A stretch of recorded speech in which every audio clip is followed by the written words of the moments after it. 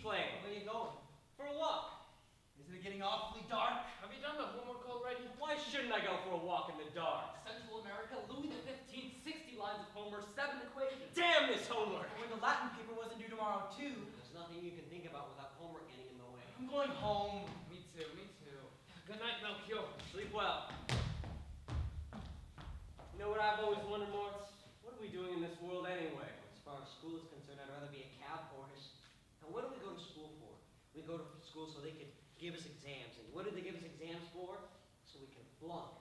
7 of us had to flunk it only because the upstairs classroom wasn't on more than 60. I felt so peculiar since Christmas. I swear to God, if it weren't for my dad, I'd pack it back tonight and go to Altona Harbor. Let's talk about something else. You see that black cat there with its tail in the air? Do you believe in omens? I'm not sure. It came from over there. It doesn't mean anything. This is a Charybdis I think everybody falls into once they manage to escape the Scylla of religious superstition. Let's sit down here under this oak tree. Right here's my favorite spot. There's a warm spring wind blowing over the mountains. I'd like to be a young dryad right now and spend the whole long night up there in the woods just swinging and rocking from the highest treetops. How about your jacket, Melchior? The way it makes your clothes puff out. Don't you agree, Melchior, that a human being's sense of shame is merely a product of his upbringing? I was just giving it some thought the day before yesterday. No matter what, the feeling does seem to be deeply rooted in human nature. Imagine that you're supposed to take off all your clothes in front of your best friend. He wouldn't do it unless he himself were doing it at the same time. I guess it's also more or less a fashion thing. I've been thinking that when I have children, little boys and girls, I'm going to start them out sleeping in the very same room, if possible in the very same bed, and have them help each other get dressed and undressed every morning and every night. And when the weather gets hot, they'll wear nothing all day but short white woolen tunics with leather belts. Well, it seems to me that if they grow up like this, they're bound to end up more relaxed than us as a rule. That's definitely my opinion, Moritz. The only question is, what happens when your girls start having babies? What do you mean, start having babies? Well, in this regard, I believe in certain instincts. I believe, for example, that if you take a male cat and a female cat, and you shut them up together while they're still young, and you cut them off from all other contact from the outside world, that is, if you leave them entirely up to their own inclinations, that sooner or later, the female is going to get pregnant. Even though neither she nor the male in any other example they could follow. I guess with animals it just eventually happens. Now, all the more so with people is what I think. Listen, Moritz, if your boys are sleeping in the very same beds as the girls, and all of a sudden they have their first masculine stirrings, I'll bet you may be right about that, but still. And when your girls reach the proper age, it'll be the exact same thing with them. Not that a girl is exactly the... There's obviously no telling what might... Still, it's reasonable to assume that... And you can count on curiosity to play its part as well. One question, by the way. Yes? You sure you'll answer? Cross my heart. You promise? Of course, Moritz. Have you done the essay yet? Oh, come on, spit it out. Nobody can see us. Nobody's listening. It goes without saying that my children would have to be working all day in the lawn and garden, or amusing themselves with games that entail physical exertion. They would have to ride, climb, do gymnastics, and above all, not sleep on soft beds at night like we do. We're terribly soft. I don't think you dream at all if you sleep on a hard bed. From now on until harvest, I'm not sleeping in anything but my hammock. I put my bed behind the stove. It folds up. You know, last night, I had a dream I whipped our Lolo until he couldn't move a single limb. That was the most horrible thing I ever dreamed. Why give me that funny look, Moritz? Have you already been feeling them? What? How did you put it? Masculine stirrings. Uh-huh. I sure have. Me too. It's been going on for quite a while now. Almost a year, in fact. It hit me like a bolt of lightning. But only very briefly, about some legs and turquoise tights that were trying to... It's more accurate to say I thought they were trying to climb over the podium at school. I only saw them for a second. George Zirchnitz dreamed about his mother. He told you that? I'm from Gallows Hill. Oh, if you knew what I've suffered since that night. Pangs of guilt. Pangs of guilt. Fear of death. Good Lord. I thought I was incurable. I thought I was suffering from some internal injury. Oh, the only thing that calmed me down is when I started to write my memoirs. Yes, my dear Melchior. Melchior. The last 3 weeks were Gethsemane for me. When it first happened to me, I was more or less prepared for it. I felt a little ashamed, but that was it. And you're almost a full year younger than me, too. That, my good friend, I would not worry about. To the best of my knowledge, there's no definite age limit for the first appearance of these phantoms. You know that big Lammermeyer kid with the straw blonde hair and the hooked nose? He's 3 years older than me. And according to Hansy Rilow, he still dreams about nothing but sponge cake and apricot jelly. Please, how could Hansy Rilow know a thing like that? He asked him. He asked him? Well, I wouldn't dare ask anybody. You asked me. God, you're right. It's possible Hansy already had his will drawn up. Truly a strange game they play with us. And we're supposed to be grateful. I don't ever remember feeling a longing for emotional turmoil. Why couldn't they have just let me sleep in peace until everything was quiet again? My dear parents could have had 100 better children than me, and now I've come, and I don't know how, and I'm supposed to be responsible for not having stayed away. Haven't you ever wondered yourself, Melchior, how we actually landed in this whirlpool? You mean you still don't know? How can I be expected to know? I see how chickens lay eggs, and I hear that supposedly my mother carried me under her heart, but is that all there is to it? I can remember that even at the age of 5, I was embarrassed whenever someone turned up the Queen of Hearts with her décolletage. I don't get that feeling anymore. But now there's hardly a girl I can talk to without thinking something abominable, and I know... I swear to you, Melchior, I don't know what. I'll tell you all about it. I've gotten some from books, some from illustrations, and some from my own observations of nature. You'll be surprised, it immediately made an atheist out of me. I told George Zerchnitz, and George Zerchnitz wanted to tell Hansy Rilow, but Hansy Rilow had already learned it all from his governess when he was little. I read through Myers Abridged from A to Z. Words. Nothing but words and words. Not one single straightforward explanation. Oh, this sense of shame. What's the use of an encyclopedia if it doesn't answer the most obvious question of life? Have you ever seen 2 dogs running across the street? No, you better not tell me about it today, Melchior. I still have Central America and Louis XV hanging over my head. Not to mention the 60 lines of Homer, the 7 equations, and the Latin paper. I'd be falling on my butt all day again tomorrow. The only way I know how to grind is to be as dull as an ox. Well, come back to my room with me. In 45 minutes, I'll have Homer, the equations, and 2 papers. I'll mix in a couple of minor mistakes in yours, and you're all set. I'll have Mama make some more lemonade, and we'll have a nice, cozy talk about reproduction. I can't. I can't have nice, cozy talks about reproduction.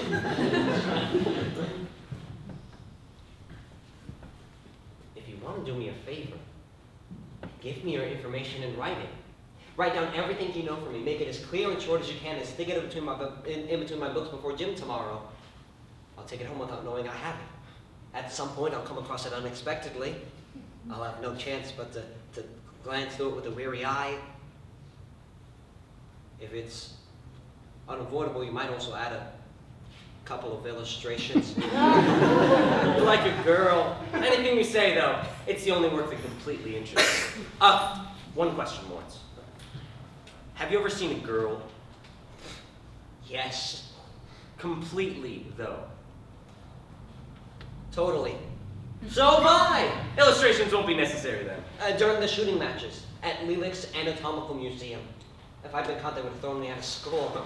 As pretty as the light of day and so lifelike. Last summer I was with my mom in Frankfurt and we came across this crazy... Hey, are you leaving already? I've got homework. Good night. See you later. The water gets in your shoes. It's waiting to hold around your cheek. The way your heart pounds. Let's go up to the bridge. Ilse said the river's full of trees and bushes. The boys have a raft out on the water. I heard that Melchior Gabor almost drowned last night. Oh, he can swim. You can say that again, girl. Well, if he couldn't swim, he would have drowned for sure. Oh, your braid's coming out, Martha. Your braid's coming out. So let it come out. It annoys me every minute of the day.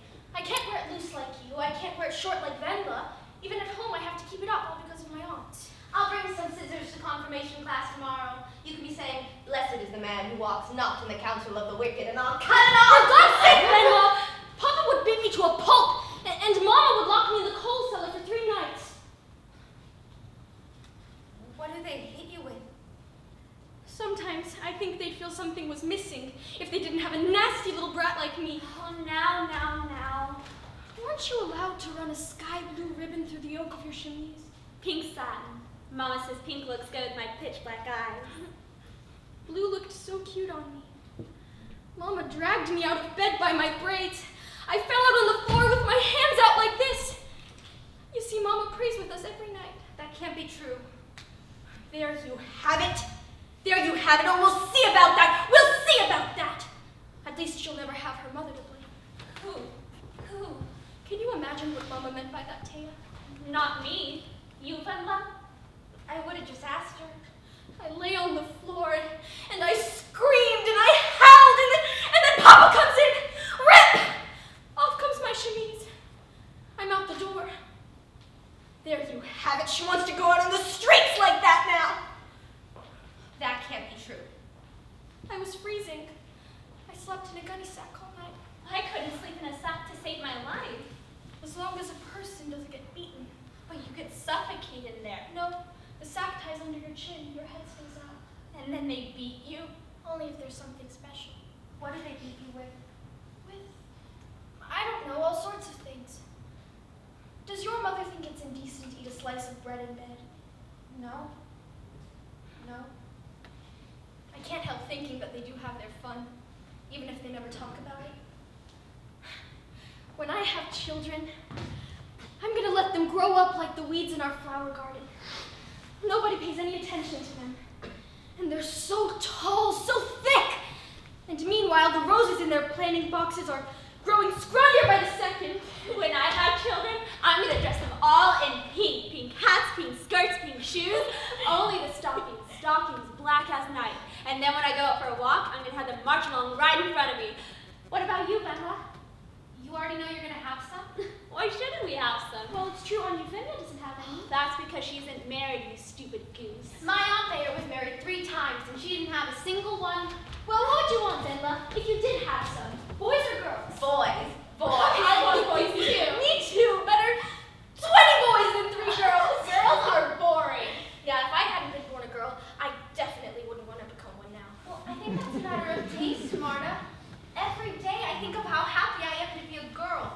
Believe me, I wouldn't trade places with the son of a king, but that's why I only want boys. That's ridiculous. Completely ridiculous, Wendla. But surely it must be 1,000 times more uplifting to be loved by a man than by a girl. Well, you can't possibly mean to say the assistant forest commissioner loves Melita more than she loves him. That's exactly what I mean, Thea. Fele is proud. Fele is proud of being the assistant forest commissioner because he didn't have anything. Melita is blissful because what she gets is 10,000 times more than what she is. Aren't you proud of yourself, Wendla? No, that would be silly. How proud I'd be if I were you.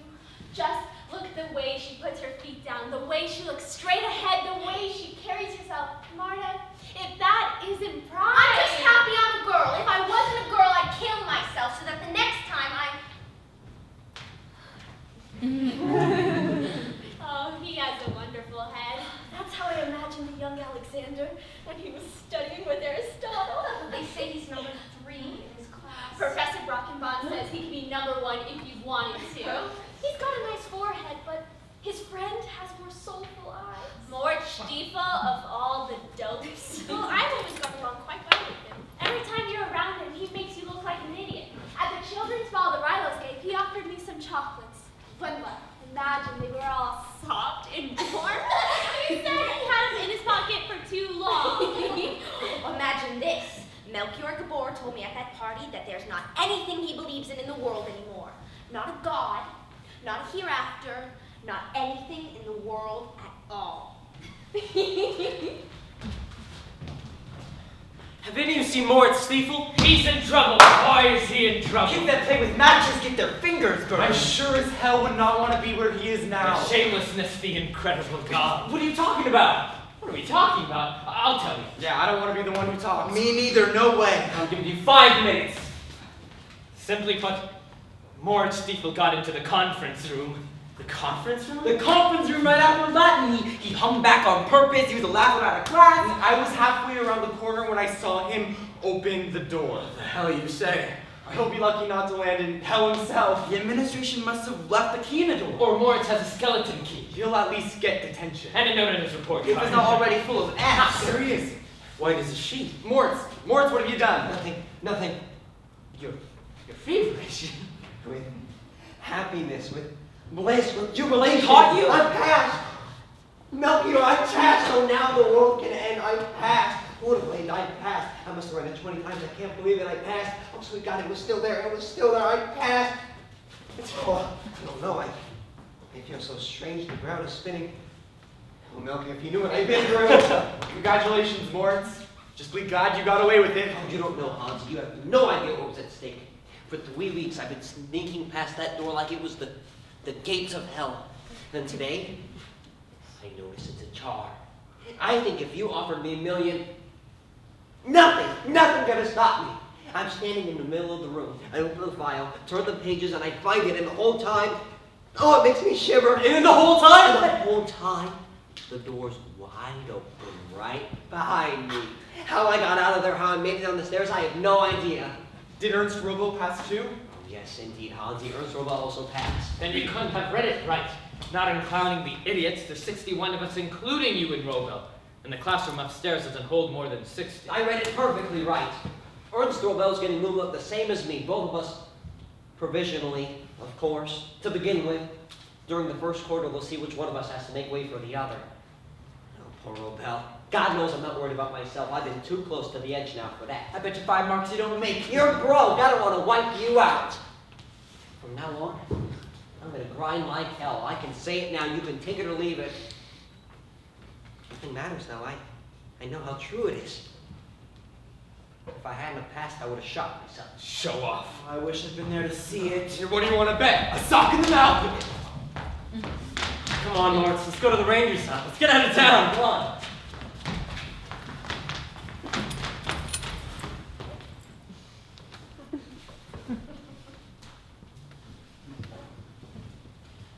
Is it really you, Wendla? What are you doing here? I've been roving around the woods for 3 hours without meeting a soul, and suddenly I see you coming out of the thickest underbrush. Yes, it's me. Well, if I didn't know you were Wendla Bergmann, I'd have thought you were a dryad fallen from the boughs. No, not Wendla Bergmann. Where did you come from? I've been pursuing my thoughts. I'm looking for Woodruff. Mama wants to make maypunch. At first she was going to come along herself, but then Bayer showed up at the last minute and she doesn't like climbing, so I came alone. Do you have your Woodruff yet? Oh, the basket's full of it. Over there, under the beech trees, it's thick as clover. As a matter of fact, I'm looking for a way out now, but I seem to have gotten turned around. Do you know what time it is? It's about 3:30. When are they expecting you? Oh, I thought it was later. I lay for a long time in the moss near the creek and dreamed. Time passed so quickly, I was afraid it was getting on towards evening. Well, if they aren't expecting you, let's rest here a little while longer. Right under this beech tree. You know, if you lean your head back against the trunk and just stare up at the sky through the branches, you get hypnotized.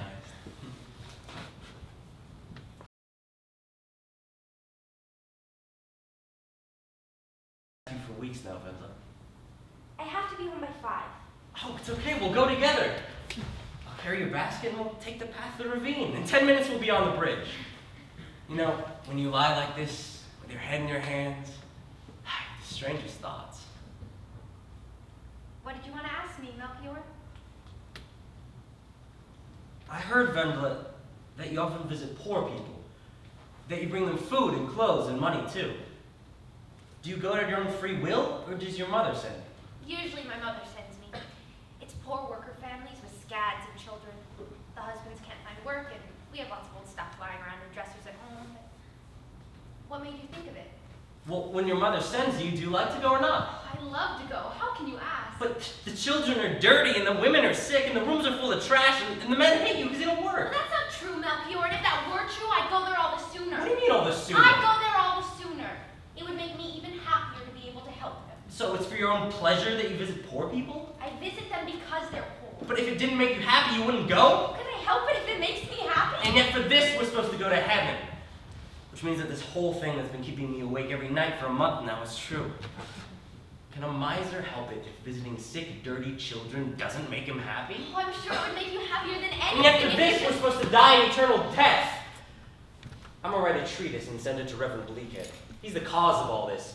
The trash he feeds us about the joy of self-sacrifice. And if he can't give me an answer, I'll stop going to Sunday school and I won't get confirmed. Oh, just get confirmed. It's not gonna kill you.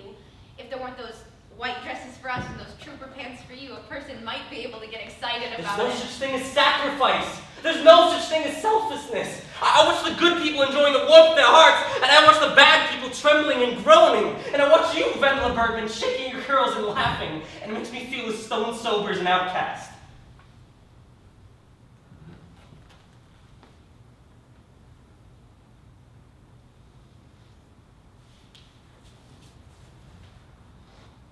What were you dreaming about, Wendla, when you were lying in the grass by the creek? Stupid things. Foolish things. With your eyes open? I dreamed I was a poor beggar girl who was sent out at 5 in the morning to beg from rude, hard-hearted people, and if I came home at night, shivering with cold and hunger, and I didn't have as much money as my father expected, I'd be beaten with... I know this kind of thing, Wendla. You've the silly children's books to thank for it. Believe me, people as brutal as that don't exist anymore. That's not true, Melchior. Marna Bessel gets beaten every night. The next day you can see the welts. I feel so terribly sorry for her. I'd be happy to take her place for a whole week sometimes. They should report the father immediately. They take the child away from him. I, Melchior, have never been beaten in my entire life. I can hardly imagine what it does to a person. It must be a dreadful feeling. I don't think a child is ever improved by it. Improved by what? By being beaten. With this stick, for example? It's thin and tough. You drop blood with that. Would you hit me with it? Who? Me. What's gotten into you, Wendla? What's wrong with it?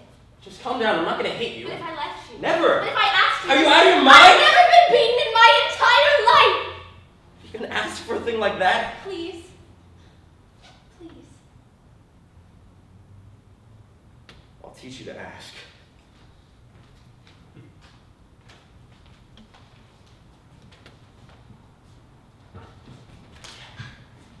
I don't feel a thing. Well, of course not. They're all those skirts. Then hit my legs then. Wendla?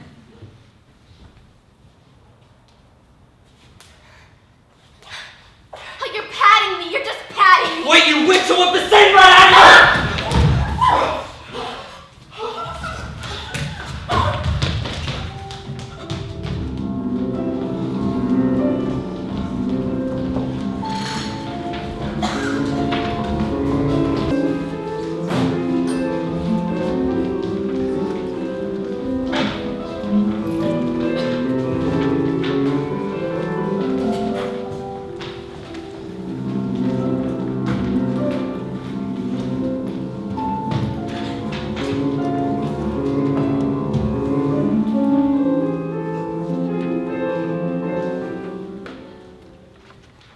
Here, kids. I hope you enjoy it. Nice and fresh.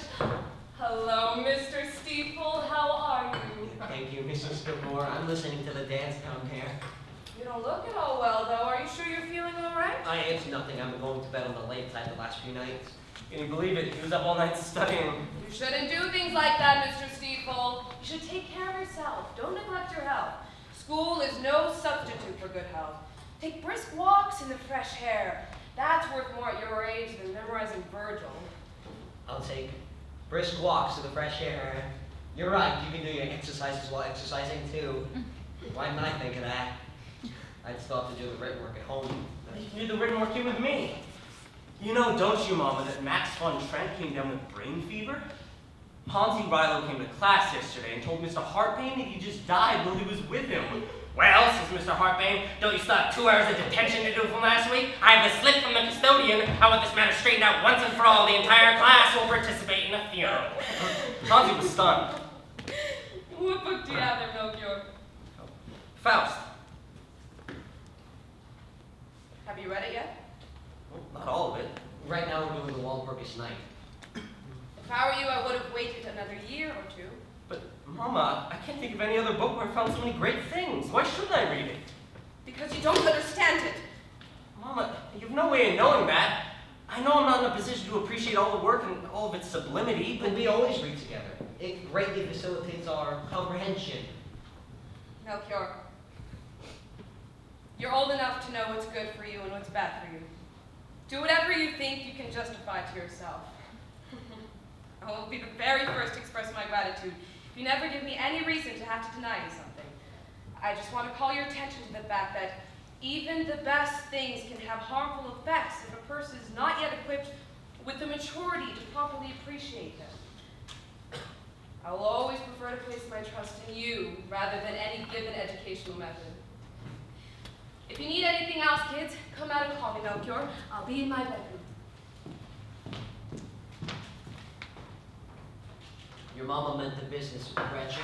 did we even spend 1 minute talking about that? Faust himself couldn't have dismissed it more cold-bloodedly. After all, the play doesn't culminate in that one act of infamy. Faust could have promised to marry the girl and then abandoned her. In my eyes, he wouldn't have been the least bit less guilty. When you look at it, Gretchen could have died of a broken heart. When you see how convulsively everybody always latches onto that one part, you think the whole world revolves around a penis and a vagina. To tell you the truth, Melchior, that's exactly the impression I've had since I read your essay. It fell on the floor at the beginning of vacation. I picked up the survey of world history, closed the door, and raced through the flickering lines away. A frightened owl flies through a burning forest. Your explanation sounded to me like a series of vague memories, like a song a person used to sing to himself when he was little, and then hears again just as he's about to die, and it comes out of someone else's mouth and it breaks his heart. The thing that affected me the most is what it wrote about girls. I can't get out of my mind. Believe me, Melchior, it's sweeter to have to suffer a wrong than to commit one. To have to submit to such a sweet wrong without deserving it seems to me like the essence of all earthly bliss. Well, I don't want my bliss to come as charity. Why not? Because I don't want anything I haven't had to fight for. But is it even pleasure then, Melchior?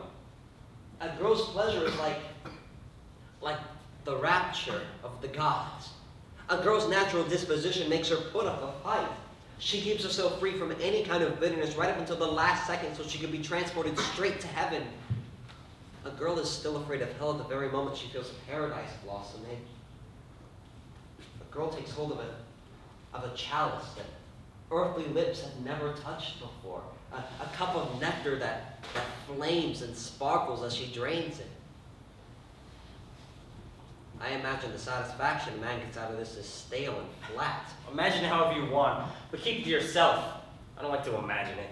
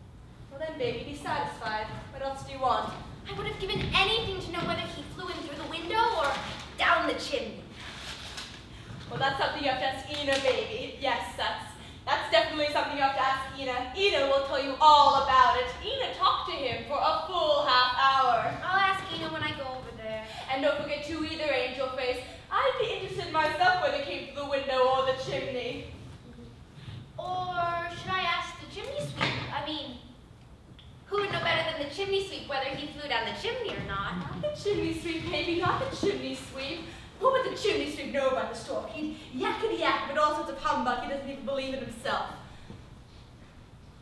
What are you gawking at in the street? A man, Mother, 3 times bigger than an ox, with feet like steamboats. Possible. He's got a bed frame under his chin, and he's fiddling the Watch of the Rhine on it.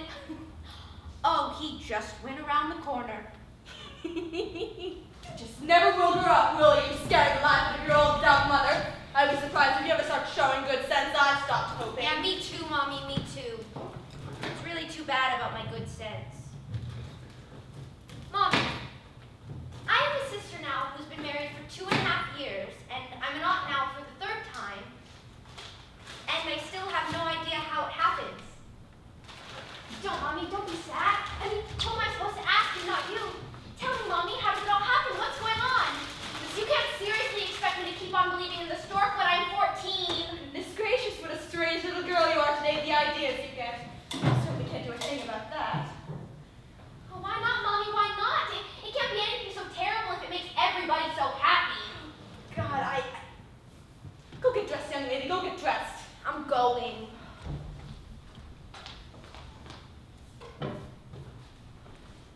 And if your dearest darling were to run out and ask the chimney sweep?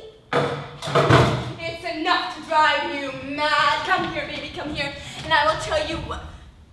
Not today, baby, not today. Tomorrow, baby, that's what I'm like. Right now, Mother. I definitely won't be able to calm down unless you tell me. I can't, Wendla. Why not, Mommy? Here. I'll kneel at your feet, and you can cover my head with your apron and talk like you're the only person in the room, and I won't scream, I won't flinch, I'll stick it out no matter what. Heaven knows, Wendla, I'm not to blame. Heaven as my witness. Come in the name of God, and I will tell you, my child, how you came into the world. So listen carefully, Wendla. I'm listening. In order to have a child. Are you getting this, Wendla? Quick, Mother, I can't stand it. In order to have a child, you have to love the man you're married to. Love him, I tell you, in a way you can only love your husband. You have to love him so much with all your heart and soul that it's impossible to describe. You have to love him in a way your age absolutely can't. Now you know. God almighty. Now you know the trials are in store for you. And that's all there is? So help me God! Come here and take this basket over to Ian's right away. We'll get some hot chocolate and cake there too. Come here, let's have a look at this. Little black shoes and this dress is awfully too short for you, Wendla. Did you get some meat for lunch, Mommy? May the Lord bless you and keep you. When I have a chance, it's all ruffle on the bottom.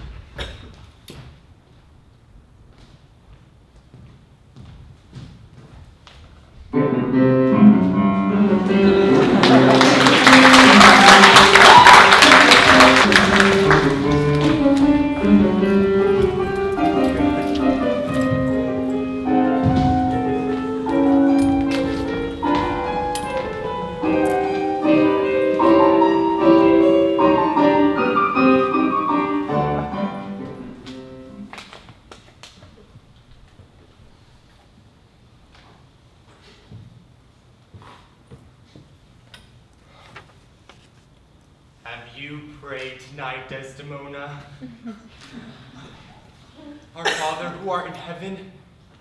Oh, you don't look like it, my love. Wrapped in your expectation of what's coming, as in that sweet moment of budding ecstasy when I saw you lying in the window of Jonathan Schlissinger's. Your supple legs and arms, the gentle curving of your hips, your firm young breasts just as enticing now. Oh, how delirious with joy the great master must have been when the 14-year-old original lay stretched out on the divan before his eyes. Will you still come to me in my dreams now and then? I'll welcome you with outstretched arms and kiss you till you're breathless. You'll move in with me like a royal heiress reclaiming her deserted palace. Gates and doors will open at the touch of unseen hands, while down in the park, the fountain will happily begin to splash. Oh, it is the cause! It is the cause! You can tell by the fearsome pounding in my breast that my motive for this murder isn't frivolous. My throat goes dry at the thoughts of lonely nights ahead of me. I swear to you, my child, I'm not doing this because I've gotten sick of you. How could anyone admit to gotten tired of you? But you suck the marrow out of my bones, you bend my back, you steal the last sparkle from my youthful eyes. You're too demanding in your inhuman dividends, too exhausting with your unmoving limbs. Either you or me. And the victory is mine. If I wanted to count them, all the departed with whom I fought the same battle here, Thuman's Psyche, another legacy of the hatchet-faced Mademoiselle Angelique, that rattlesnake in the paradise of my childhood, Crescio's Io, Lasso's Galatea, then a Cupid by Boiroux, J. Van Beer's Ada, whom I had to abduct from a secret compartment in Papa's desk in order to add her to my harem, a quivering, twitching Lolita by Macart that I happened to find in my brother's lecture notes. 7, you pubescent candidate for death have hurried down this path to Taurus ahead of you. Let that be your consolation. Leave off with these imploring looks. Don't push my torments beyond the limits of endurance. You're not dying for your sins, you're dying for mine. In heart-rending self-defense against my own incursions, I'm committing my 7th conjugal murder. But my conscience will be pacified. My body will regain its strength when you, devil, no longer reside in the satin cushions of my toolbox. In your place, I'll invite Bodenhausen's Lurlie, or Linger's Forsaken Maiden, or DeFregger's Loney to move into this sumptuous chamber of pleasure, which will add all the more speed to my recovery. It's high time we untied the knot. There's a Heliogabulus in me. Mortor me salutate!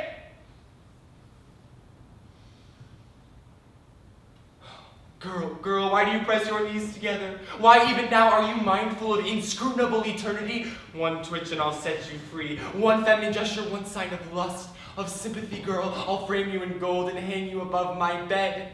Don't you see that it's your chasteness alone that gives birth to my debaucheries? Woe unto those who are inhuman. One never fails to notice that she's had an exemplary upbringing. Well, so have I. My heart is breaking. Nonsense! Even St. Agnes died for her restraint and she wasn't half as naked as you. One last kiss on your blossoming body. Your childish budding breasts. Your sweetly rounded, your horribly cruel knee. Have you prayed tonight, Desdemona? Oh, it is the cause, my soul! Let me not name it to you, you chaste stars, it is the cause!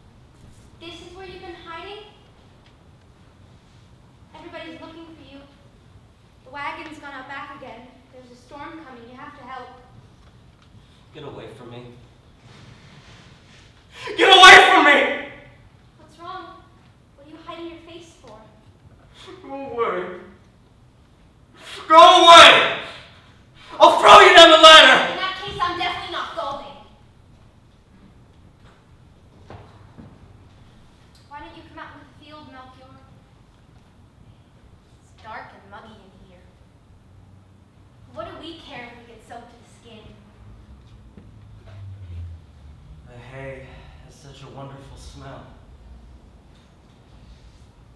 The sky outside is as black as the cloth in a coffin.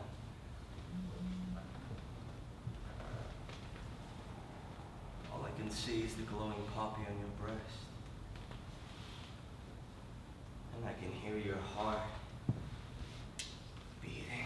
Don't, Melchior, don't kiss me. I can hear your heart beating. People love each other when they kiss. Oh, believe me, there's no such thing as love. There's only selfishness, only ego. I love you as little as you love me. Don't, Melchior, don't. Wendla! In the dark, we have nobody.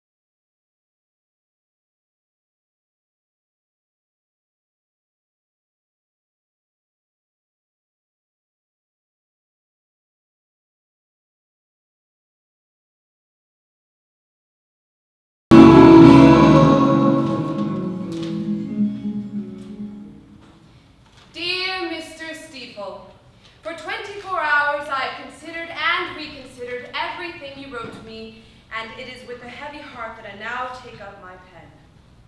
To provide you with the cost of passage to America will, I give you my most solemn assurance, not be possible. In the first place, I don't have a sum like that at my disposal. And in the second place, even if I did have it, it would be the most grievous sin imaginable to furnish you with the means of committing such a rash and fateful act. Better safe than sorry.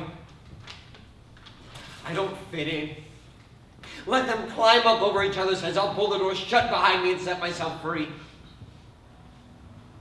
I'm not too keen on sticking around if I'm just gonna get sidestepped.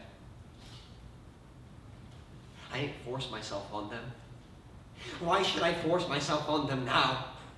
I don't have any contract with the dear Lord. You can twist it around any way you like. They forced me. I don't blame my parents.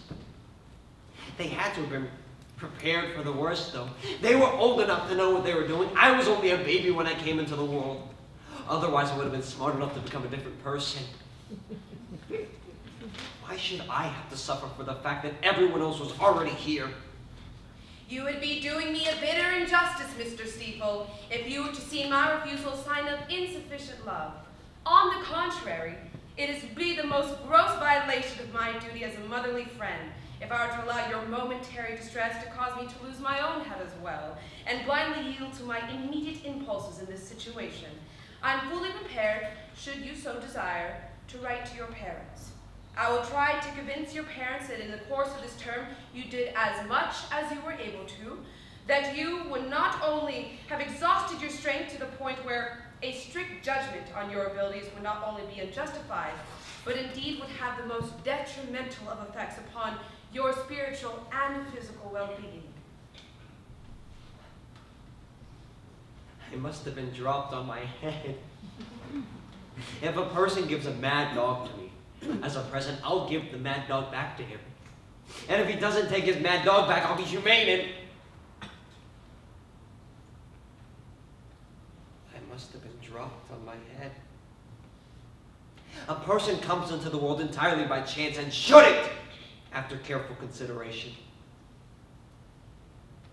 It's enough to make you shoot yourself. Your veiled threat to take your own life, should I not make it possible for you to run away, did, quite frankly, Mr. Stiefel, put me off somewhat. No matter how undeserved one's misfortunes may be, one should never, ever allow oneself to be driven to choose underhanded methods. The way in which you would make me, who has shown you nothing but kindness, responsible for a potential atrocity, smacks of something that a mean-spirited person could all too easily construe as an extortion attempt. I must confess that this behavior is the very last thing I would have expected from you, who in all else is so well aware of one's duty to oneself. However, I'm firmly convinced that you were still too much under the influence of your initial fright to be fully conscious of what you were doing. Why did you sneak out of your room? To look for violence because Mommy sees me smiling. Why can't you make your lips move? I don't know. I don't know. I just can't find the words. At least the weather showed some consideration. All day it looked like rain, and now it's clearing up again. There's an unusual stillness out here. Nothing too harsh or irritating anywhere. The sky and earth are like a transparent spider web, and everything seems so comfortable. The landscape's as pretty as a lullaby. Go to sleep, go to sleep, go to sleep, little prince. And so I trust that these words of mine will find you already in a more composed frame of mind. Accept matters as they stand. In my opinion, it is wholly impermissible to judge a young man by his report card. We have too many examples of very poor students who grow up to be excellent people, and vice versa, of outstanding students who acquitted themselves rather indifferently in life. In any case, you have my assurance that your misfortune will not, insofar as it lies in my power, in any way affect your intercourse with Melchior. It will continue to be a joy to see my son in the company of someone who, no matter how the world may judge him, was able to win my fullest sympathy. The path is thick like carpet. No pebbles, no stones. My feet don't touch the ground. Oh, did I sleep last night?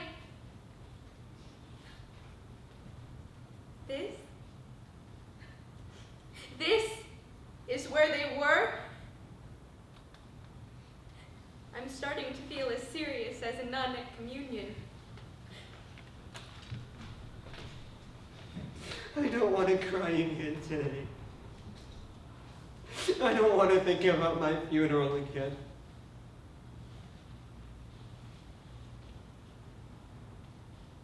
Melchior will lay a wreath on my coffin. Reverend Bleakhead will console my parents. Mr. Hart-Payne will cite some historical examples. I probably won't get a gravestone. I would have liked to have a snow-white marble urn on a black granite column. Fortunately, I won't miss it. The monuments are for the living, not the dead. So chin up, Mr. Stiefel. Similar crises of one kind or another simply have to be survived. If everyone immediately resorted to dagger and poison, the world might soon run out of people. Hoping to hear from you again soon, with the very best wishes from your unswervingly devoted motherly friend, Fanny Gabor.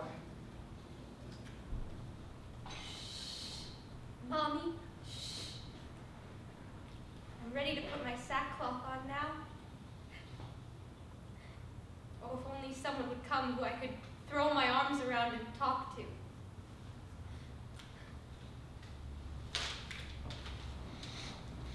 I need a full year to say goodbye to everybody in my head. I don't want to cry again. I'm glad I'm able to look back without bitterness. All the wonderful evenings I spent with Melchior, under the willows, in the ranger's hut, out on the army road where the 5 linden trees are, up in the mountains and the ruins of the root bird.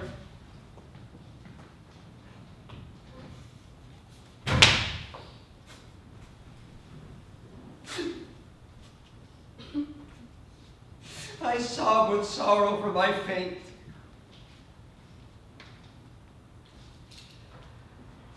Life is a matter of taste. Lose something? Ilse, What are you looking for out here? why did you scare me like that? What are you looking for? Did you lose something? What did you scare me so horribly for? I was in the city. I'm on my way home. I don't know what I lost. No point in looking for it then. Damn it. Damn it. Damn it. I haven't been home for 4 days. Quiet as a cat. My mother's going to faint. Come up to our house with me. Where have you been kicking around this time? At the Papayas Club. The Papayas Club? At Knowles, at Frendorf's, at Padinsky's, at Len's, Rank's, Spuler's, all kinds of places. Ring, ring, ring, she's ready for anything. Do they paint you? Frendorf's painting me as a style act. I stand on a Corinthian column. Frendorf, I'm telling you, is a first-class crackpot. I squashed one of his tubes last time. He wipes his brush in my hair. I smack him in the ear. He throws his palette at my head. I comes after me with the palette knife, and we go charging over the sofa and tables and chairs, around and around the studio. I see a sketch behind the stove. Be a good boy or I'll tear it up. He promised me amnesty and ended up attacking me. I'm telling you, attacking me. With kisses. Where do you stay tonight? Where do you stay? Yesterday I was at Knowles, the day before yesterday at Beausier, and Sunday at Olmos. There was champagne at Padinsky's. Villabregues had just sold his plague victim. Adlar was drinking out of an ashtray. Lenz was singing The Baby Killer, and Adlar tore the daylights out of his guitar. I was so drunk they had to put me to bed. You're still in school, Moritz? No, I'm leaving this quarter. That's right. Time really flies when you're earning money. Remember how we used to play robbers? Wendla, Bergmann, and you and me and the others? When you'd come out after dinner and have warm goat milk at our house. What's Wendla doing? Because I haven't seen her since the flood. What's Melchior Gabor doing? Does he still give those profound looks? We used to stand across from each other in chorus. He's a philosopher. Wendla was over at our house not too long ago and gave my mother some jam. I was sitting for Isidore Launder that day. He needs me for the Virgin Mary with the Christ child. He's disgusting and a jerk. Yikes! Like a weather vane. Do you have a hangover? From last night, we put it away like hippopotamuses. I came staggering home at 5 o'clock. I can tell just by looking at you, Moritz. Were there any girls there? Arabella, a hot little barmaid in Andalusian. The owner left us alone with her all night. I can tell just by looking at you, Moritz. I don't know what a hangover is. During Carnival last year, I went 3 days and 3 nights without getting into a bed or out of my clothes. From the ballroom to the cafe, lunch at the Bella Vista, tingle-tangle later on to the ballroom at night. On the 3rd night, Heinrich found me. He was looking for you? He tripped over my arm. I was passed out on a pile of snow. After that, I had to go over to his place. I didn't leave his apartment for 14 days. What a ghastly time. Every morning, I had to wrap myself up in his Parisian robe, and every night I had to walk around the room in a black page boy costume, white lace cuffs and a white lace collar. And every day he'd take pictures of me in a different attitude. He was always raving about killing, about shooting, suicide, and gas fumes. First thing in the morning, he'd come into bed with a pistol, loaded with bullets, and stick it in my chest. One blink and I'll pull the trigger. Oh, he would have done it, Moritz, he would have done it. And then he'd stick the thing in his mouth like a blowpipe. He says it arouses your self-preservatory instincts. And then, the bullet would have gone straight through my spine. Is Heinrich still alive? What do I know? I had horrible dreams that night. God, oh God, I couldn't wait for it to get light again. Good night, Ilse. When you're asleep, you look so pretty I could kill you. Is this Heinrich still alive? I hope not. One day, when he was out buying absinthe, I threw his coat on and snuck out in the street. Carnival was over, the police picked me up. What are you doing in a man's clothes? They took me to headquarters, and Knowles and Fendorfs and Pedinsky, the whole Proprietors Club, came and bailed me out. They shipped me to Analysa's studio in a cab, and since then I've been real faithful to the crowd. Fendorf's a monkey, Knowles a pig, Bajowsk's an owl, Oikonovos a camel, Loren's a hyena. But that's why I love them.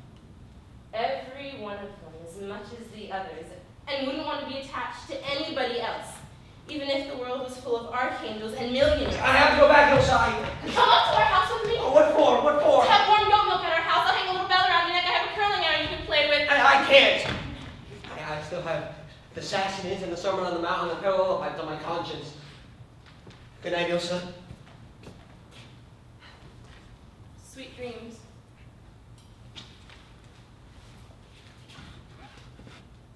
Do you still look out to the wigwam where Melchior buried my tomahawk?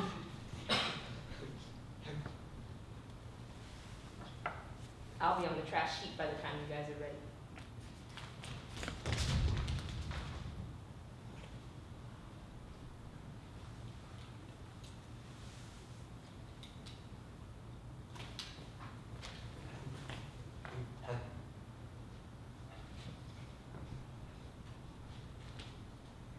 One word is all it would have taken. Ilse? Ilse!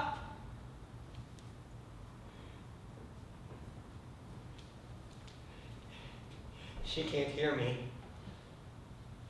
Thank God. I'm not in the mood. It takes a clear mind and a light heart for that. What a shame. What a shame to miss that opportunity. I'll say I had an enormous crystal mirror above my bed that I reared a wild filly, that I made her prance around my carpets in long black silk stockings and black patent leather boots and long black kid gloves and black velvet around her neck, that I strangled her with a pillow in a fit of madness. I'll smile when the conversation turns to lust. I'll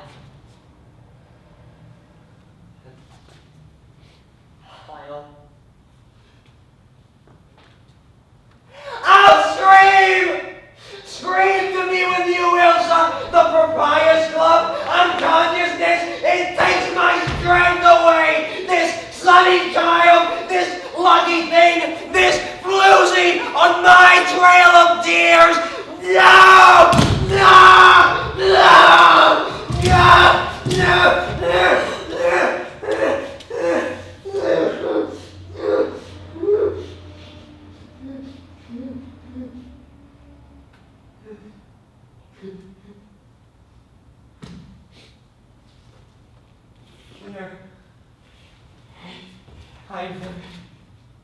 I found it again and I'm looking for it. The grassy bank. The cattails seem to have grown since yesterday. The view through the meadow seems to have stayed the same. The river's as slow as molten lead. Before I forget,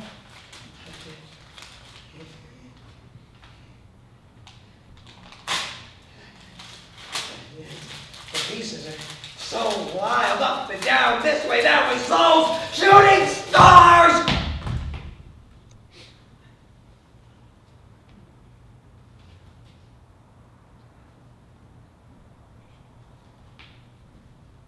Before I started, I could see the grass and a line of light on the horizon.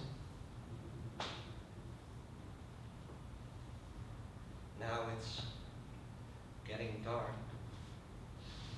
It's getting dark.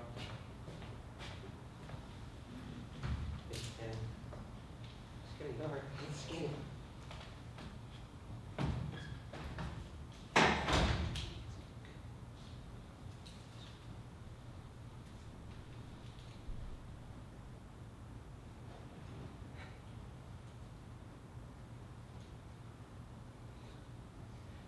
Now I won't be going home.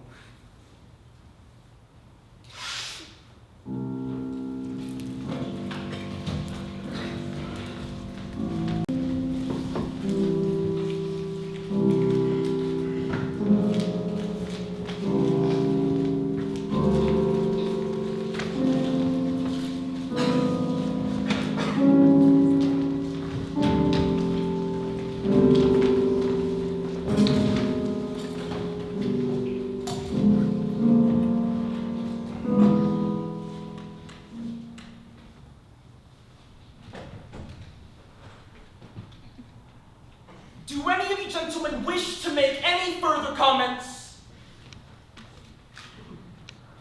Gentlemen, if we have no choice but to file a motion with the Senior Under-Secretary of Education for the expulsion of our delinquent students, then we have no choice for the most compelling reasons. We have no choice so as to atone for the misfortunes that have befallen us, as we have none to render our institution secure against similar catastrophes in the future. We have no choice so as to punish our delinquent student for the demoralizing effect he has exerted on his classmates. Last of all, we have no choice so as to prevent him from exerting the same influence on his other classmates. We have no choice, in this gentleman, which may be the most compelling reason of them all, whereby any and all objections will be rendered null and void. Namely, that we must protect our institution against the ravages of a suicide epidemic whose outbreak has already occurred at various other institutions, and which has hitherto defied all attempts to require students to adhere to the requirements that they exist by the requirements of the required education.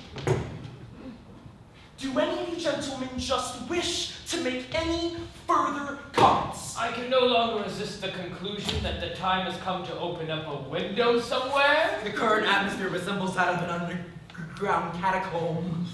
Fetch! Yes, sir. Open a window!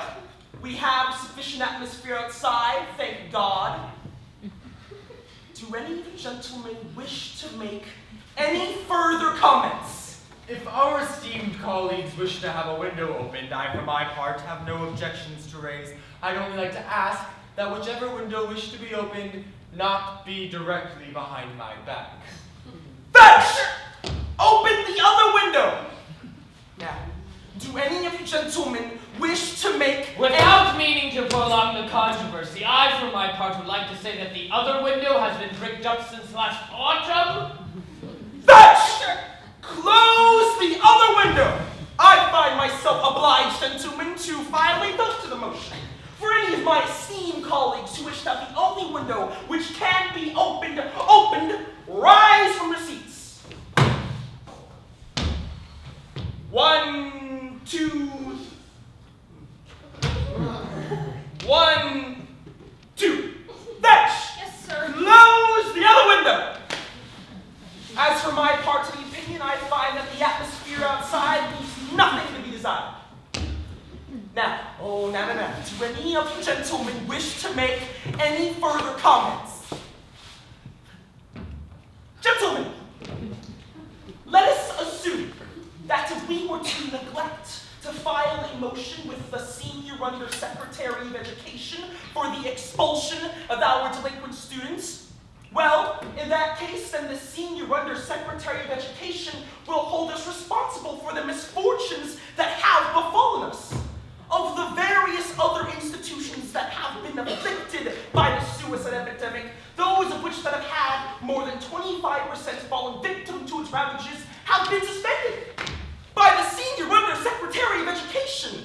It hurts us deeply, my esteemed colleagues, that we are not in a position to admit that the auxiliary qualifications of our delinquent students as mitigating circumstances.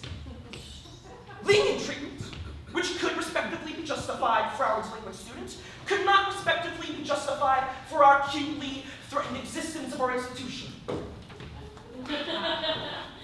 We hold ourselves, gentlemen, under the necessity of condemning the guilty, lest we ourselves, the innocents, be condemned.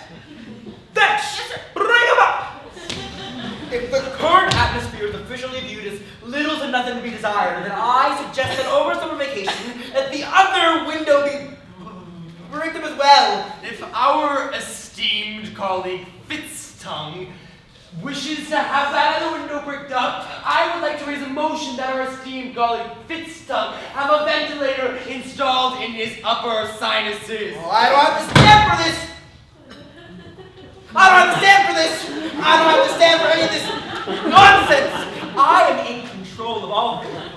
5 of my senses. I must request that our colleagues Kennify and Fitztongue just show a measure of decorum. It would appear here that our delinquent students would be on the stairway already. Here, step up to the table.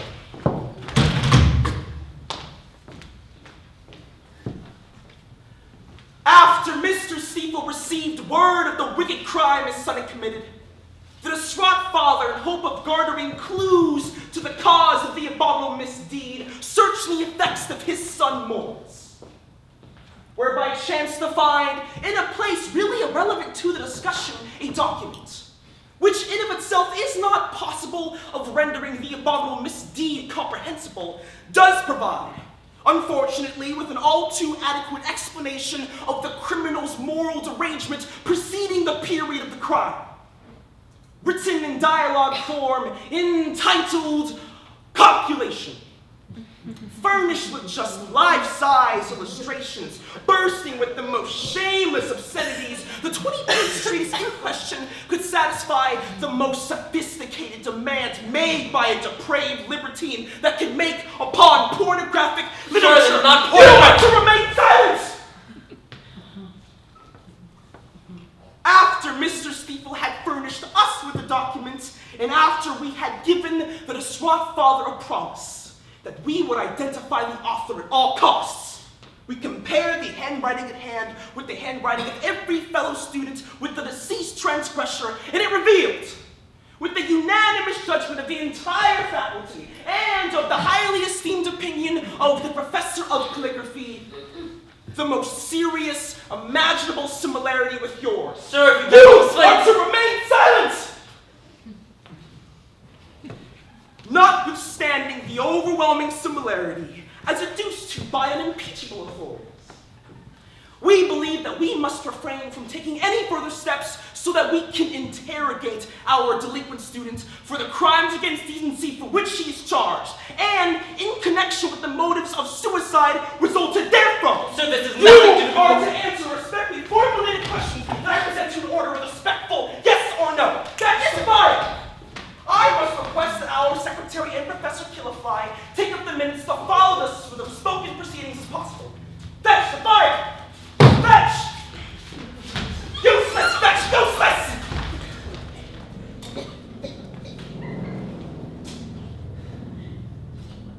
Are you familiar with this document? Yes. Are you familiar with the content of this document? Yes. Is the handwriting in this document your own? Yes. Are you responsible for the composition of this obscene document? Yes! Sir, you should show me one obscenity in it! You are to answer the formulated question with respectful yes or no! What I wrote is nothing more, nothing less a fact well known to you! Oh, this scoundrel! Sir, you should show me one offense against decency in what I wrote! Do you mean for me to just stand here and play the fool for you? Fetch! You have this little dignity for the respect of your simple teachers as you have the decency for the deeply rooted in human moral order. Sir, then let me I explain must request that Professor Killify close the minutes. Sir! You are to remain silent! Fetch, take him down!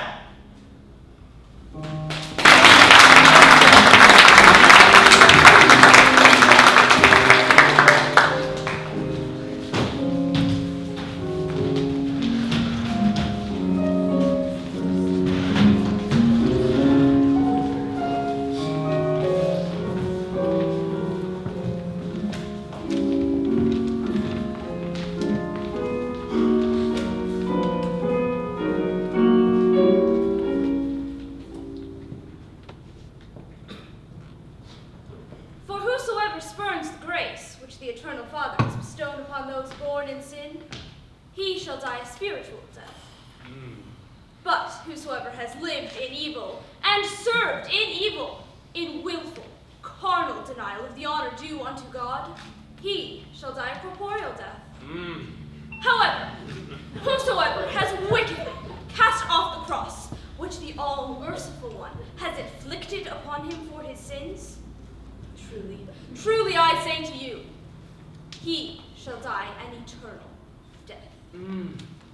However, let us who continue to tread the path of thorns, praise the Lord, the Almighty, and give thanks unto him for the mysteries of his merciful grace. For as truly as this soul died a threefold death, so truly will the Lord God lead the righteous into salvation and eternal life. Amen. Amen. Suicide is the most serious imaginable offense against the moral order.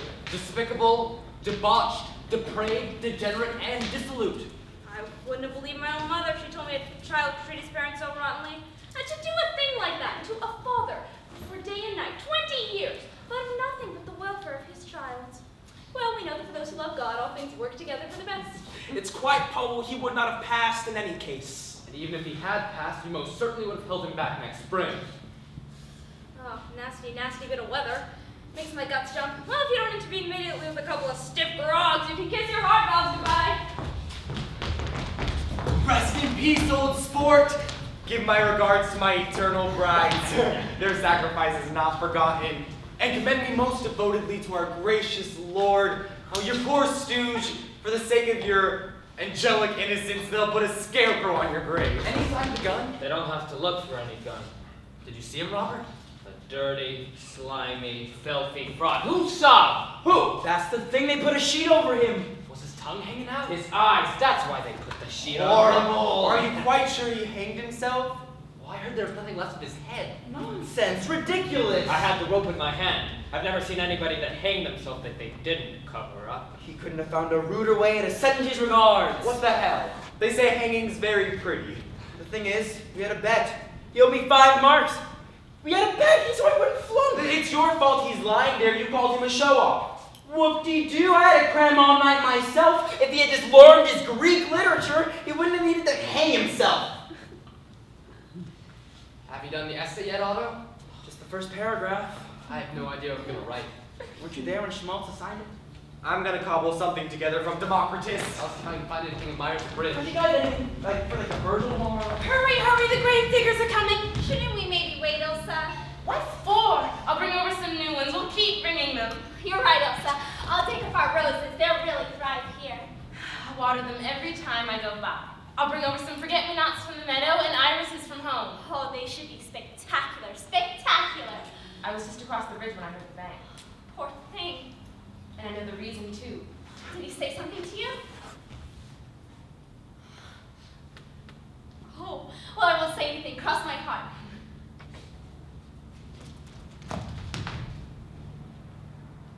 Here's the gun. That's why they couldn't find it. I took it right out of his hands when I came by in the morning. Well, give it to me, Elsa. Please, give it to me. No! I'm saving it as a souvenir. Is it true, Elsa, that he's lying in there without a head? He must have loaded it with water. There was blood splattered all over the cattails. His brains were hanging in the willows.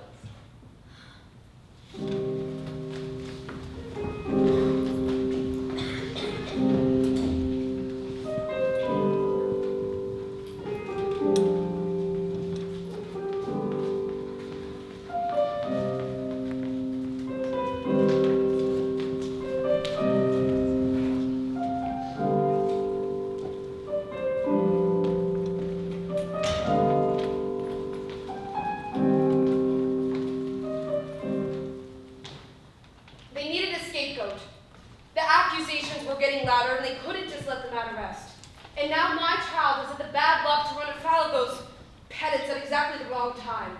And you expect me, his own mother, to help his executioners finish off their work? God forbid! For 14 years, I've observed your imaginative educational methods and said nothing. They were at odds with my own ideas. It has always been my conviction that a child is not a plaything, but a child is entitled to our utmost seriousness. I'm not reproaching you, Fanny. Don't stand in my way when I try to atone for the injustice you and I have done them. I'll stand in your way so long as there's a drop of warm blood in me. My child would be lost in a reformatory. Maybe a criminal mind could be improved in an institution like that, I don't know. But a good-natured person would turn into a criminal there as surely as a plant will die, be deprived of air and sunlight. I'm not aware of any injustice on my part.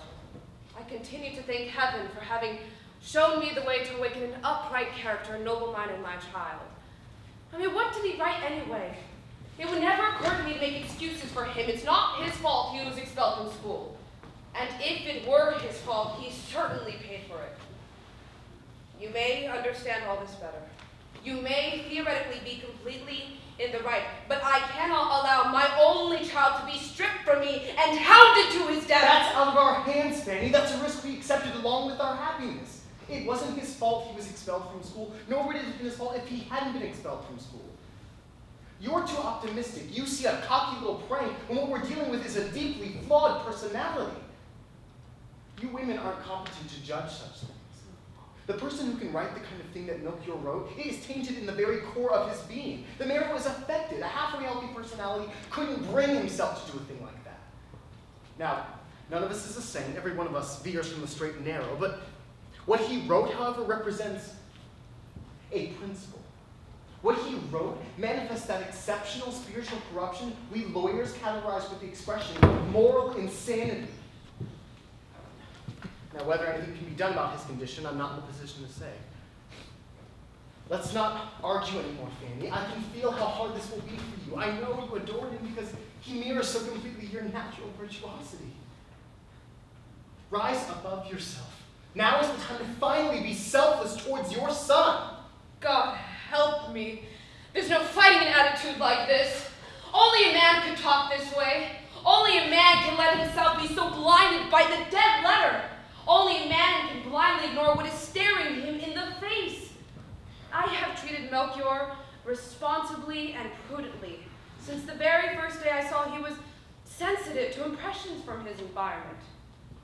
But are we responsible for accidents? You could get hit in the head with a falling brick tomorrow morning. And then your best friend comes along. Your father comes along. And instead of taking care of your injuries, he steps on you. I refuse to stand and watch while my son gets slaughtered. That's what a mother is for. It's absurd. It's unbelievable. I mean, what in the world did he write anyway? I mean, could you ask for more convincing proof of his harmlessness, of his stupidity, of his childish innocence than the fact that he could write something like that? You'd have to have no conception of human nature. You'd have to be a totally soulless bureaucrat or hopelessly narrow-minded to see moral corruption in this. Say whatever you want. If you put Melchior in the reformatory, I'm divorcing you. Then I'll see if I can't somewhere in the world find the resources to save my child from destruction. You're going to have to reconcile yourself to it. If not today, then tomorrow. It isn't easy for anyone to come to terms with misfortune. I'll stand by your side, and when your courage threatens to waver, I'll spare no pains and no sacrifice to lighten your heart. The future looks so gray to me, so clouded. The last thing I would need would be to lose you. I won't see him again. I won't see him again. He can't stand vulgarity. He'll never adjust to the filth. He'd lose all restraint. He's haunted by the most ghastly example. And if I see him again, God, that spring-like joy in his heart, that sunny laughter in his everything, that childish determination to fight for goodness and justice, and that suddenly joy I nurtured into his soul as my highest good. Take me if the injustice cries out for retribution. Take me instead. Do whatever you want with me. I'm the one to blame. But keep your frightful hands off my child. He has not committed an offense. He has committed an offense. This morning, a woman came to me beside herself, hardly able to speak, with this letter in her hand. A letter to her 15-year-old daughter, which she'd opened out of stupid curiosity. The girl wasn't home. Now, in this letter, Melchior tells this 15-year-old girl that what he did is leaving him no peace, and that he has sinned against her, etc., etc., but will, of course, take full responsibility for everything. She shouldn't fret, even if she thinks there might have been consequences, and he's already taking steps to find help. His expulsion makes this easier for him, and what started as a mistake may yet lead to their happiness and more absurd twaddle of the same sort. Impossible. I haven't spoken to the boy as of yet, but look at the handwriting, look at the style. A filthy, shameless outrage. I'm afraid so. No. No, never. It will be all the better for us. The woman wrung her hands and asked me what she should do, and I told her she shouldn't let her 15-year-old daughter go climbing around in haylofts. Fortunately, she left the letter here with me. If we send Melchior to a different school now, where he wouldn't be under parental supervision, in 3 weeks' time we'll be facing an identical situation. Another expulsion. Tell me, Fanny, what am I supposed to do with the boy? Reformatory. The reformatory. What he will find there above all is what was wrongly withheld from him here at home. Iron discipline, earnest principles, and moral constraints to which he must submit to without exception. Beyond that, the reformatory isn't the chamber of horrors you'd imagine it to be. There, a boy finds to learn that to want what is good rather than what is entertaining, and in all his dealings not to consider his personality, but the law. 30 minutes ago, a telegram came from my brother confirming the woman's statements. Melchior confided in him and asked him for 200 marks to run away to England.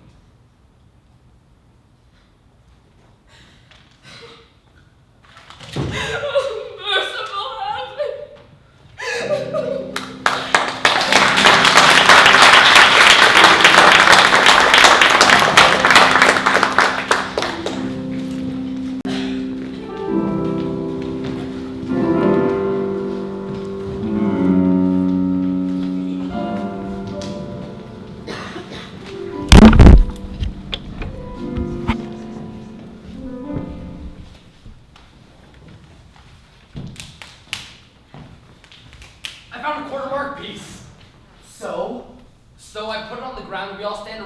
Whoever hits it can have it. Get it, Melchior? No, thank you. Joseph! He's worn out. He's here to recover. It isn't smart for me to stay apart from them. I have to participate. Otherwise, I'm sunk. Captivity makes them suicidal. If I break my neck, it's okay. If I make it out, it's also okay. I can't lose. I'm getting to be friends with Rupert. He knows his way around here. I'm coming! I'm coming! A day after tomorrow, maybe! No, right now! Oh God! Oh God! Oh God! Thank you very much! Give it back, you bastard! Take face! Derelict! I'll beat the shit out of you! Sing up!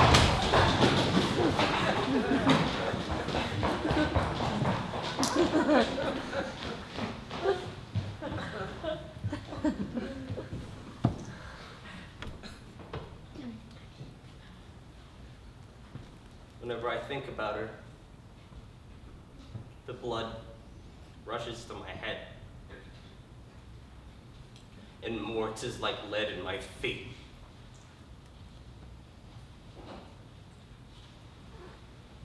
I'll go to the editor. Pay me by the 100 lines. I'll be a writer, a stinger, in the street, local news, ethics, psychophysics. It's not so easy to starve anymore. Local soup kitchens, their temperance halls.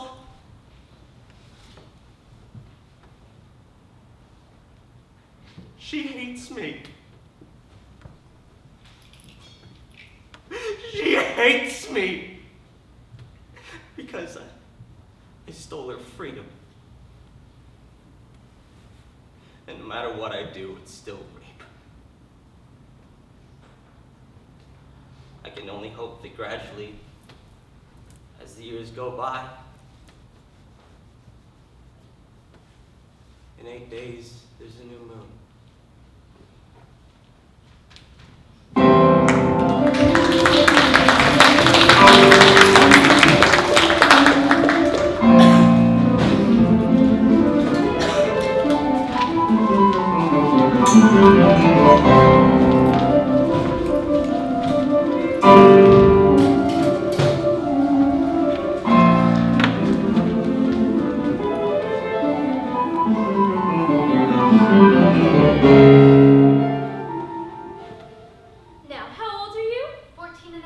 I've been prescribing blonde pills for 15 years now, and I've obtained those dazzling results in a great number of cases.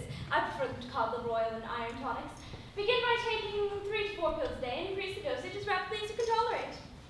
I directed the young Baroness Elfriede von Witzelben to increase her dosage by 1 pill every 3 days, and the young Baroness misunderstood me and increased it by 3 pills every 1 day. Well, after a little more than 3 weeks, the Baroness was able to accompany her mama to the spa in Bad Piermont for a post-therapeutic cure. And now I'll excuse you from tiring walks and extra meals, but in return, my dear child, you must promise me that as soon as your appetites have returned, you will exercise vigorously and not be ashamed to ask for nourishment. At that point, the palpitations will quickly subside, and the dizziness, and the chills, and the headaches. Oh, and our terrible indigestion. Only 8 days after beginning her cure, the young Baroness Elfriede von Witzelben was having an entire roast chicken with new potatoes in their skins for breakfast. Can I offer you a glass of wine, Doctor? Oh, thank you, Mrs. Bergmann. My conveyance is waiting. Don't let it upset you so much. In a few weeks, our dear little patient will be as fresh and lively as a gazelle again. Rest assured. Goodbye, Mrs. Bergmann. Goodbye, dear child. Goodbye, ladies. Goodbye. The leaves on your plate tree are turning already? Look, Wendla, you see them from bed? God, short-lived splendor, hardly worth the joy of seeing it come and go like this. I have to leave soon myself. Mueller's meeting me in front of the post office, but I have to go to the dressmaker's first. Mookie's getting his first little pair of pants. I promised Carl he could get a new wool suit for the winter. Sometimes I feel so happy. Everything's sunshine and happiness. I wouldn't have thought it was possible to feel so good. And then this toothache starts, and I think I'm gonna die before the sun goes down and everything gets hot and cold, and then the monster comes fluttering in, and every time I wake up I see Mama crying. Ina, that hurts me so much I can't tell you. Can I prop up your pillow for you, Wendla? She thinks the vomiting will stop and it will be safe for you to get up again, but I think it's better if you get up soon, Wendla. Next time I drop by, Wendla, maybe you'll be running around the house again. Take care, Mother. I absolutely must get to the dressmaker's. God bless you, Wendla, dear. You get well very soon now, all right? Goodbye, Ina. Bring me some primrose next time you come. Goodbye. Say hello to the boys for me.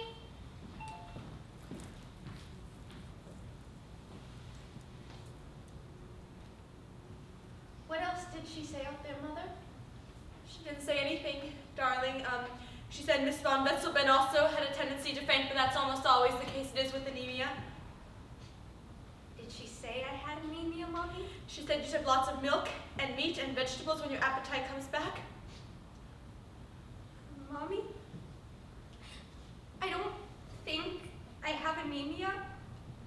I think I have dropsy. You don't have dropsy, baby. You have anemia. Didn't he just say you have anemia? No, Mommy. I have dropsy. I'm going to die. I'm going to die. You aren't going to die, baby. Merciful heavens, you aren't going to die. Then what are you so miserable for?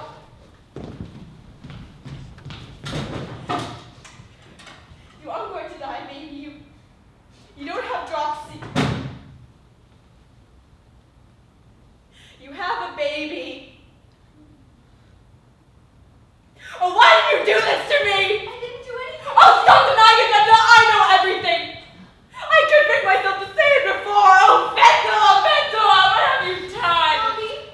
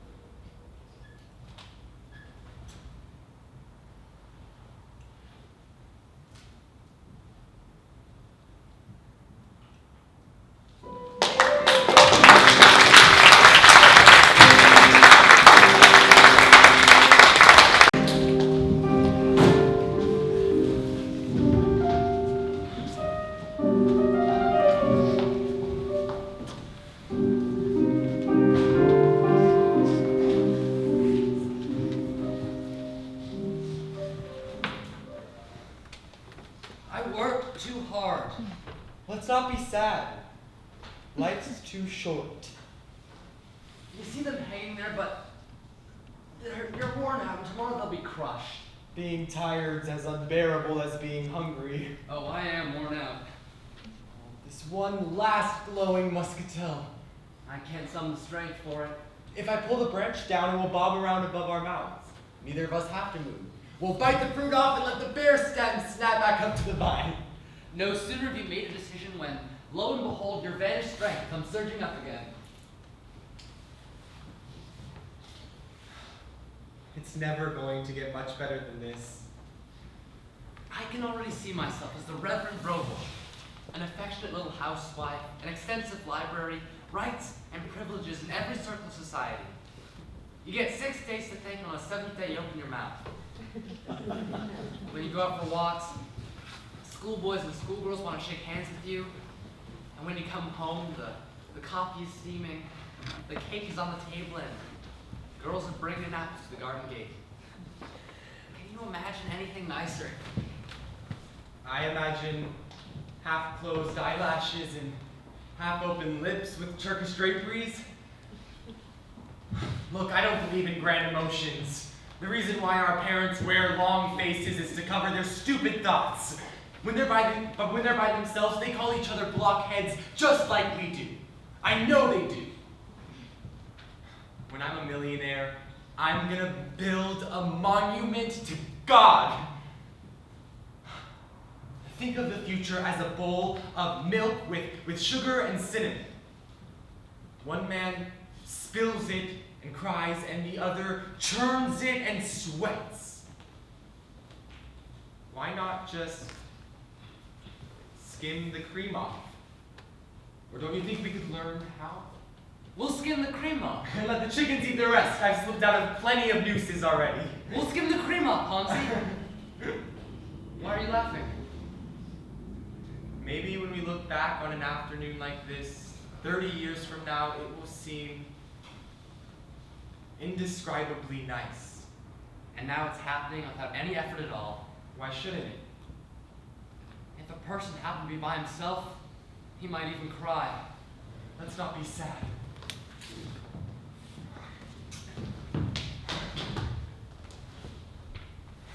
When I left the house, I thought I would talk to you and go right back. I was expecting you. Virtue's not a bad thing to wear, but it's cut for a big man. We're still tripping on the cuffs. I wouldn't have ever calmed down if I hadn't run into you. I love you, Hansy, more than I've ever loved another soul. Well, let's not be sad.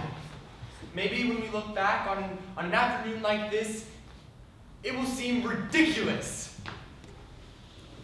And now it's all so nice. The evening wind is stroking the cliffs like a little teasing kitten.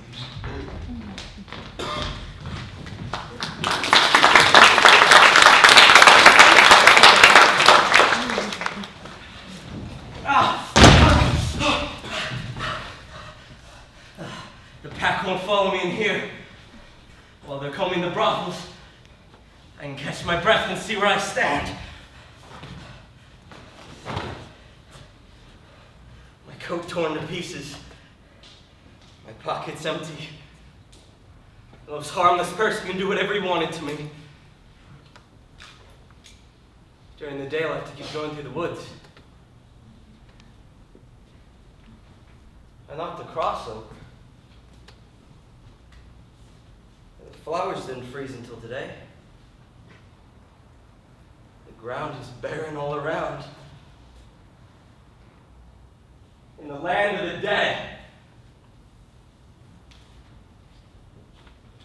Climbing out of that skylight was as hard as walking through here. This is the one thing I wasn't prepared for. I'm hanging over the abyss. Everything's fallen away around me. Vanished. Oh, I wish I'd stayed there. Why her and not me? Why not the one who's guilty? Oh, the mysteries of Providence. I would have broken rocks and got hungry. What keeps me on my feet? One crime leads to another. I've been relegated to the swamp. Not enough strength to put an end to it. I wasn't bad. I wasn't bad.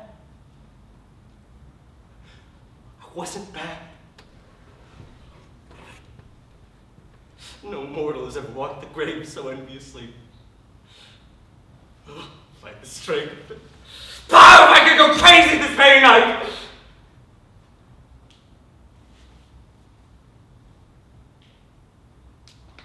I have to look over there where the recent ones are. The wind whistles in a different key in every gravestone. Stifling symphony. A praying cherub? What's happening? A cloud is throwing its shadow down here. The way it rushes and howls, as if an army in the east is driving it higher and higher. Not a star in the sky.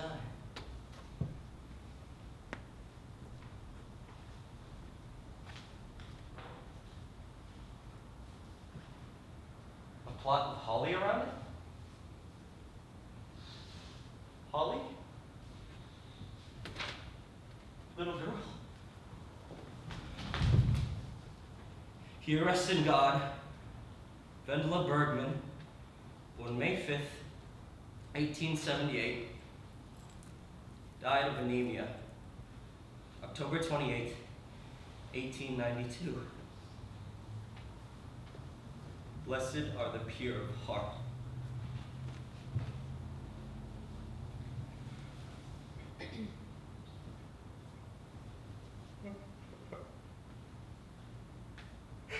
And I murdered her.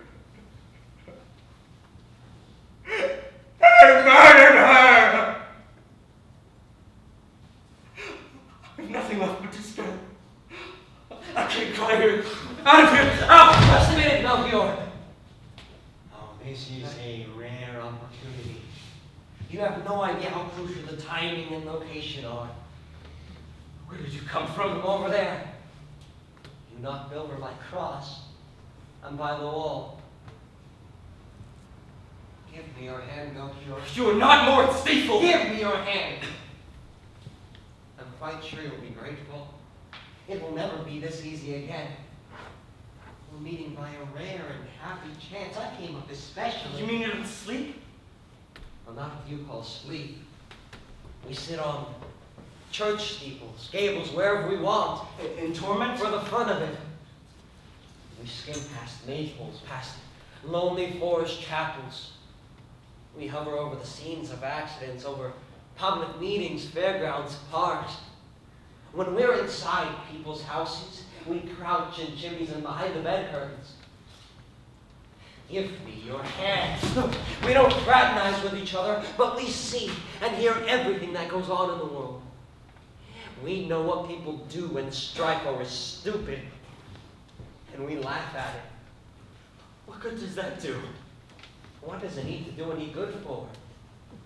We are no longer reachable for anything, neither good nor evil. We stand high, high above terrestrial concerns, each one of us for himself alone. We don't fraternize with each other because it's too boring for us. None of us has anything left to lose. We're satisfied with ourselves, and that's what counts. We view the living with unspeakable contempt, to the point where we hardly even pity them. They amuse us with their little activities, because there's hardly anything to be pitied about a person who's still alive. We smile at their tragedies. Each of us himself make our own observations about them. Give me your hand. Melchior, when you give me your hand, you'll fall over laughing at the feelings you're having as you give me your hand. Doesn't that disgust you? We're too sublime for that.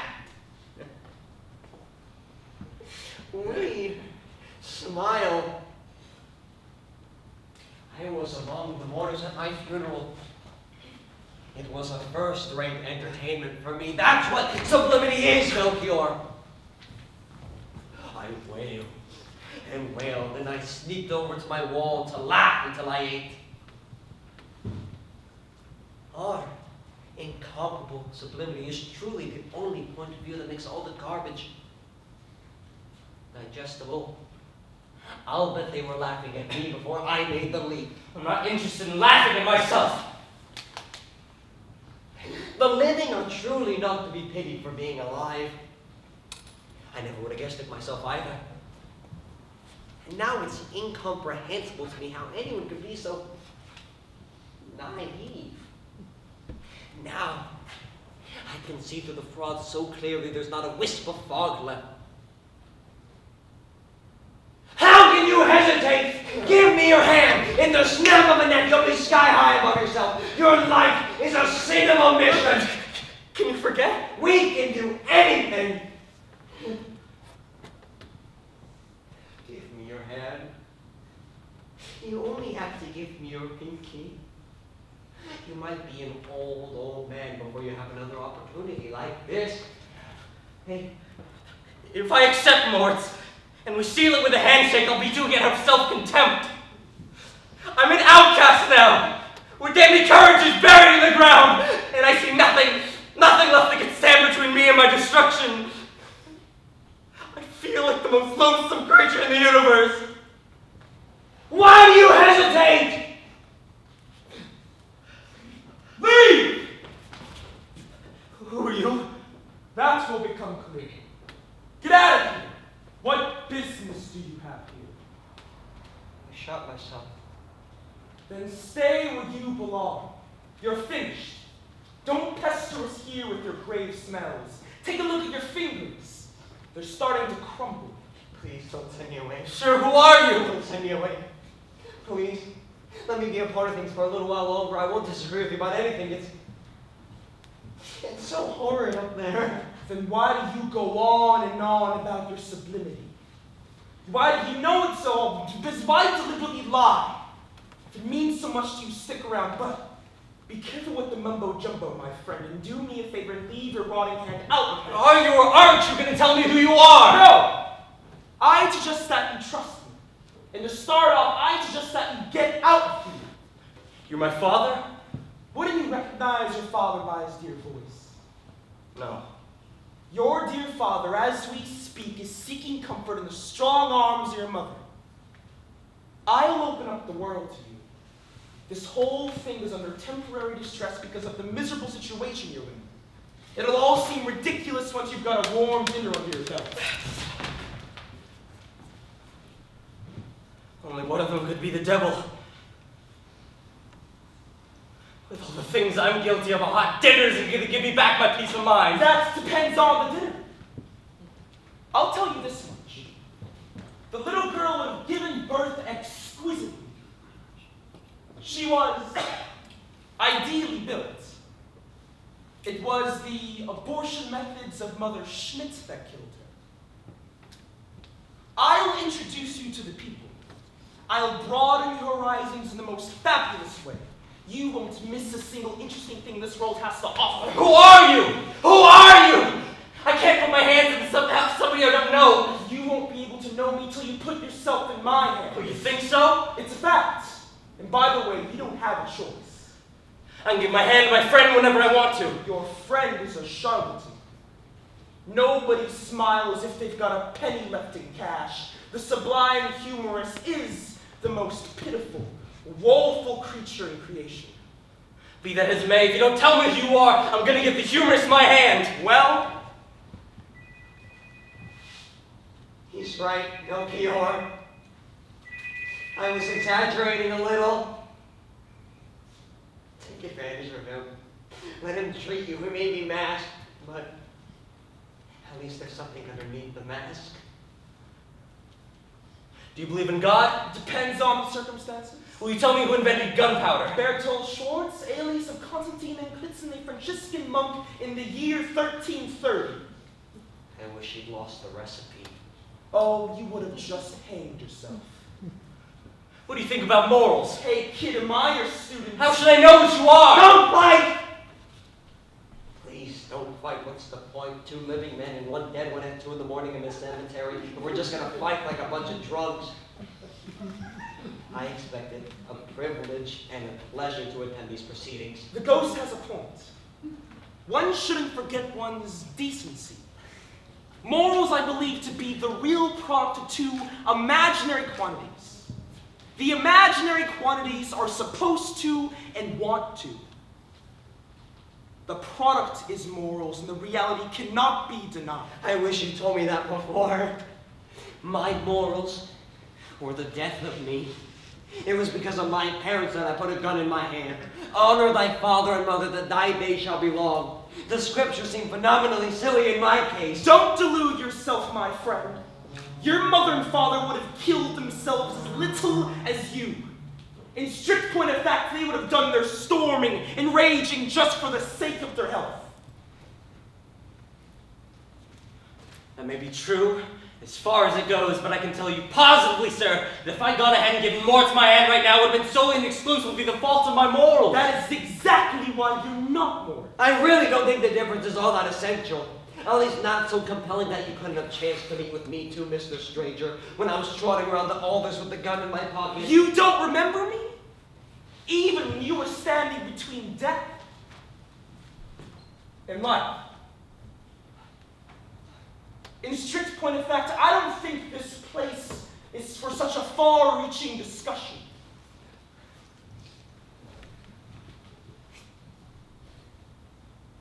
Certainly it's, getting chilly, gentlemen. They dressed me in my Sunday best, but I'm not wearing any shirt or underwear. Farewell, Moritz! I don't know where this person is taking me, but he is a person. Don't hold it against me that I tried to kill you, Melchior. It was for old time's sake. I will spend a life in tears and lamentation just to go out with you one last time now. Everybody has their part in the end. You, the soothing awareness of having nothing, and you, the enervating doubts of everything. Farewell. Bye, Moritz. I truly appreciate you showing up again. We've spent so many cloudless, happy days together in 14 years. And I can promise you now, even if my personality changes a dozen times in the coming years, no matter how good or bad things get, I will never forget you. Thank you. Thank you, dear one. And if I get to be an old man with gray hair, maybe you, of all people, will be closer to me than anyone I've spent my life with. Thank you. Good luck on your journey, gentlemen. Don't let me keep you any longer. Come on, boy.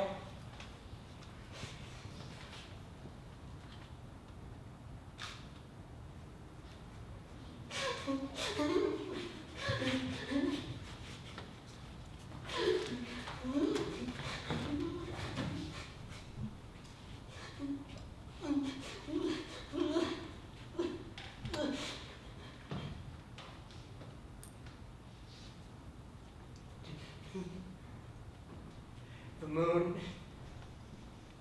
covers its face and it veils itself again.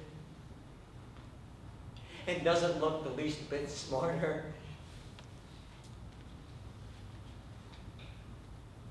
So, I'll return to my plot. I'll straighten my cross, which that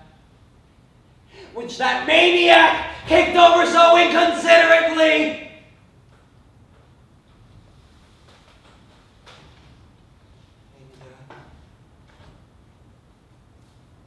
And when everything's in order, I'll lie down on my back,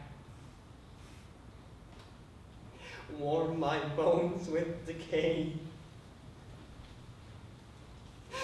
and smile